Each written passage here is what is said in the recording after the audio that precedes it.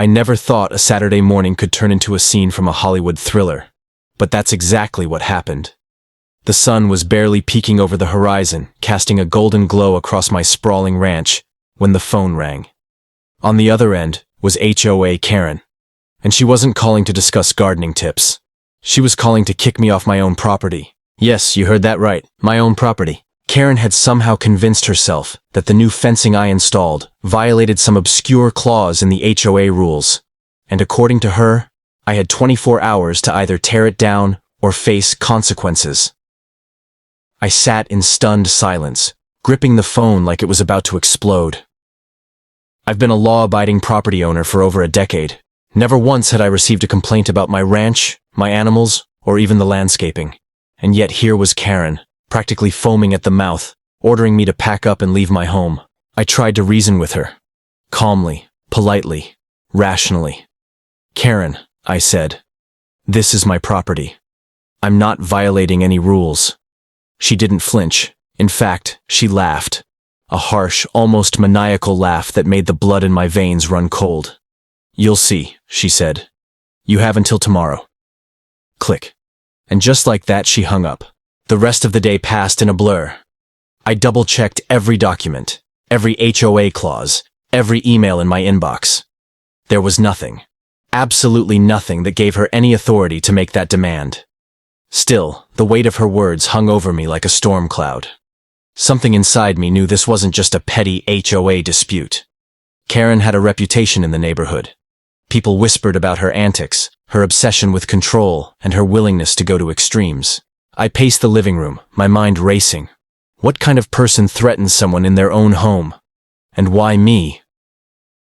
I stared out over the fields of my ranch, the cattle grazing lazily, oblivious to the human drama unfolding miles away. It was surreal. How could a peaceful, quiet property like mine become the epicenter of a battle between one woman's delusions and someone who refused to back down? By evening, I realized that waiting passively was not an option. I needed a plan, but I also needed backup. And not just any backup, professional, decisive, and ready for action. Little did I know, the events of the next day would escalate far beyond my wildest imagination. The next morning arrived like any other, but the air felt different, thick with anticipation, like the world was holding its breath. I woke before sunrise, the ranch quiet except for the distant lowing of cattle. Normally, mornings here were peaceful, almost meditative. But today, I couldn't shake the gnawing anxiety in my gut. HOA Karen's words from the day before echoed relentlessly. You'll see. You have until tomorrow. I grabbed a coffee and walked to the edge of the property, scanning the horizon. Everything looked normal. My fields, my barn, the dusty roads winding through the ranch. Yet the thought of Karen calling in reinforcements, or worse, showing up herself, kept me on edge. I double-checked my documents one more time, mentally preparing for the confrontation I hoped I would never have to endure. Around mid-morning, my phone buzzed with an unusual number. I hesitated, then answered. On the other end, a calm but authoritative voice introduced themselves as part of a specialized federal property protection unit. At first, I thought it was a prank. But the officer quickly explained that Karen had made a series of exaggerated complaints, claiming threats and violations. While most of it was baseless, the way she presented it triggered immediate action from a local task force. I was stunned. A task force? Here? On my ranch? Sir, the officer said. We've been assigned to ensure your safety and property rights. We'll be on site within the hour. My mind raced. How had a simple HOA dispute escalated to this level? And why did I feel a mix of relief and unease? Within 30 minutes, multiple vehicles appeared on the horizon. Black SUVs, military-style trucks, and men in uniform moving with precision. I watched in disbelief as they set up a perimeter around the property, clearly marking my ranch as a secured zone. It was surreal. I had never imagined that standing my ground against HOA Karen would bring such a response. Meanwhile, back in the neighborhood, I couldn't help but wonder what Karen was doing. Surely she didn't expect this. Would she see dozens of armed personnel surrounding her house? Would she finally grasp the gravity of her obsession? Part of me feared her reaction. But another part, a stronger part, felt vindicated. As the hours passed, the calm before the storm thickened. Karen's usual phone calls and emails went unanswered. I could almost sense the tension building on her side of the street, a storm about to break that she could never have predicted. And then, just as the sun reached its peak, the quiet shattered. Karen appeared in her driveway, her face pale and twisted with disbelief, as if she had walked into a nightmare she couldn't escape. The sight of 300 Marines, or at least the closest equivalent, surrounding her property made it clear. This was far beyond HOA drama. Karen's face was a mix of shock, rage, and panic, an expression I would never forget. She stomped back and forth in her driveway, waving her arms like a conductor in a chaotic symphony, screaming for someone, anyone, to come to her aid. But there was no one. The street was empty, and the only sound was the disciplined, steady movement of the task force securing the perimeter. It was surreal, like watching a slow-motion nightmare unfold. I stayed back on my porch, coffee forgotten in my hand, feeling a strange mixture of vindication and disbelief. Just 24 hours ago, I had been the target of her relentless harassment, and now the tables had turned in a way no one could have predicted. The sheer scale of her overreach had brought consequences far beyond HOA letters and polite neighborly arguments. From my vantage point, I could see the officers moving with precise coordination, surrounding her property in waves. Karen tried to shout, tried to make phone calls, tried to intimidate, but nothing worked. Every move she made was countered by a disciplined team of professionals, trained to handle situations just like this. Her hysteria only made it more clear how unprepared she was for the reality she had created. Neighbors peeked cautiously from behind curtains and partially open doors, whispering to one another. I could hear snippets of conversations. Are those Marines? Why are they surrounding her house? It was almost cinematic. The way Karen's obsession with control had escalated into something that commanded the attention of hundreds of professionals and left the entire street frozen in disbelief. At that moment, I realized something important. Karen had become a living example of how unchecked obsession and entitlement can escalate beyond imagination. She had weaponized bureaucracy and rules, but in doing so, she triggered a response far beyond her understanding. I sipped my coffee and felt a sense of calm, a quiet satisfaction knowing that standing my ground was not only justified, it had changed the dynamic completely. Inside her house, I imagined Karen pacing frantically, muttering about conspiracies, her voice rising as she realized she was completely surrounded. Outside, the officers moved methodically, ensuring no escalation. This wasn't about revenge.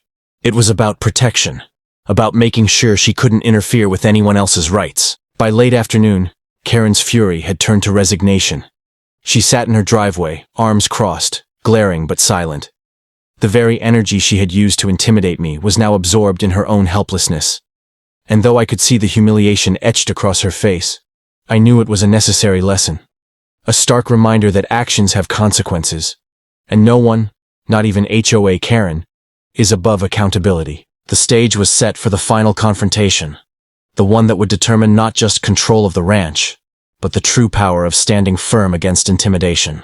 By late afternoon, the street had transformed into something unrecognizable. What had started as a quiet suburban neighborhood was now a cordoned-off zone filled with uniformed officers, tactical vehicles, and the unmistakable presence of a highly disciplined unit. From my porch, I could see Karen pacing furiously inside her house, throwing her hands up, slamming doors, and shouting into the phone. But this time, her voice carried no authority, only panic. The standoff was palpable.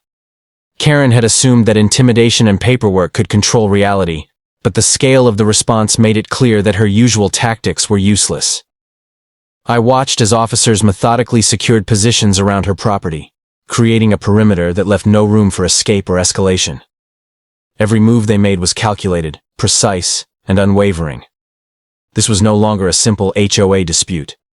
It was a masterclass in the consequences of obsession. Neighbors gathered quietly at a safe distance, phones in hand, capturing the scene they would undoubtedly tell their children about someday. The murmurs were a mix of disbelief and satisfaction. Most had witnessed Karen's previous antics, her relentless enforcement of rules that often didn't exist, and now they could finally see her brought to her own reckoning. For years, she had thrived on fear and control, but today she was powerless. Inside her house, I imagined the chaos, her shouting, pacing, and futile attempts to regain control. The officers were unmoved by her theatrics, their focus absolute. Every command was met with strict compliance, every maneuver executed flawlessly. It was a tense ballet of authority and discipline, contrasting sharply with Karen's frantic energy.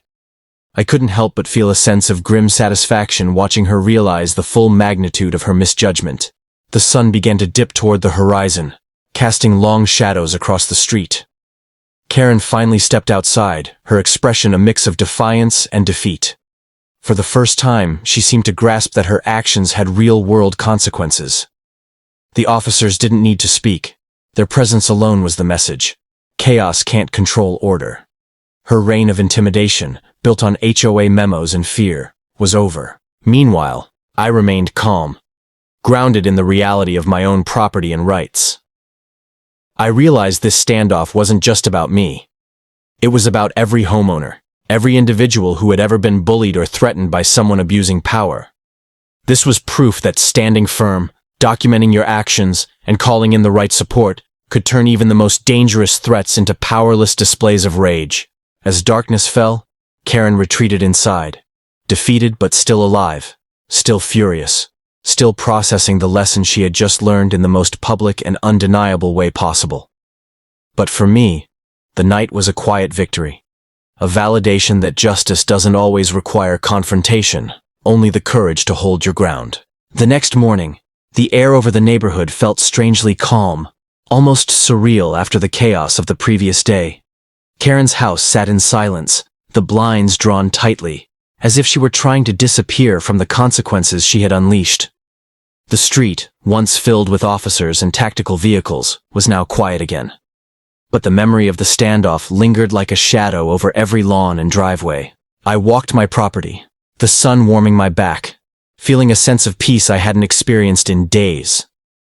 My ranch, my sanctuary, had survived unscathed, not through force, but through strategy and preparedness. The response from the federal unit had ensured that not a single person, myself included, faced unnecessary risk. And though Karen had spent hours attempting to intimidate and control, the scales had finally tipped. She had learned the hard way that obsession with power over others can spiral into consequences far beyond one's imagination. Word of the standoff spread quickly through the neighborhood. Conversations buzzed about the 300 Marines, or at least the highly trained personnel, who had surrounded Karen's property. For weeks afterward, people referenced it in hushed tones, some shaking their heads, others laughing at the irony of her downfall. Karen, once feared for her relentless enforcement of HOA rules, became a cautionary tale. She had weaponized bureaucracy to control others, but in doing so she had triggered a response she could never control. Despite the intensity of the confrontation, I felt no triumphalism, no gloating. This wasn't about revenge. It was about standing up for what was right, protecting my property, and ensuring safety and fairness. I reflected on the lesson learned. Courage doesn't always roar. Sometimes it's the quiet determination to defend yourself and your rights. In the weeks that followed, Karen's behavior shifted noticeably. She was more subdued, more cautious, and increasingly aware that her influence had limits. The community, once wary of her overbearing presence, began to breathe easier. The local HOA meetings became less about confrontation and more about cooperation. And I returned to my ranch, tending to my land, my animals, and my peace of mind, grateful for the resilience I hadn't realized I possessed until tested. Looking back, it's almost unbelievable. One woman's obsession could have escalated into chaos, but with preparedness, support, and a refusal to back down, justice was restored. My ranch remained mine, untouched and respected. Karen had learned a lesson she would not forget, and the neighborhood learned a bigger one. Standing up to intimidation is not just possible, it's necessary. The story of HOA Karen, her audacious threats, and the unexpected arrival of hundreds of Marines is now a legend in the neighborhood. A reminder that courage, patience, and the right allies can turn even the most terrifying situation into a story of triumph.